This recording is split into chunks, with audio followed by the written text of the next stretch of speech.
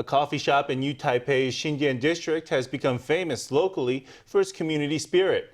At first, the cafe offered free coffees, then branched out to placing free items on a table outside the shop to make it easy for folk to accept the generosity of their neighbors. The cafe now collects donations from across the community, forming a hub of compassion in the middle of the big city.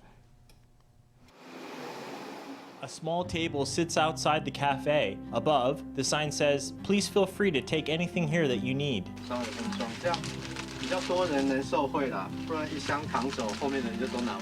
Back in the storeroom, the cafe's owner Huang I-hung unpacks donations from the public, including instant noodles and sweets, into little gift packets. I saw videos of donation tables like this overseas. They had put free things outside their houses for the neighbors or people who needed them. Then I thought, I have a shop, I guess I could do that too. And I got started.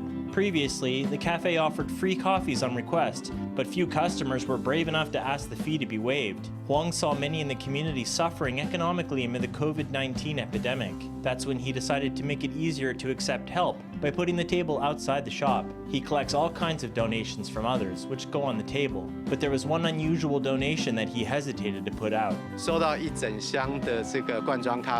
I got a whole box of canned coffees. I was a bit shocked. I mean, we are a coffee shop, and people are giving us coffee. Now 52, Huang used to work for TSMC. He quit to open a coffee shop in China's Ningbo city before coming to Taiwan and opening this shop in New Taipei. The donation table has had a great response from neighbors. There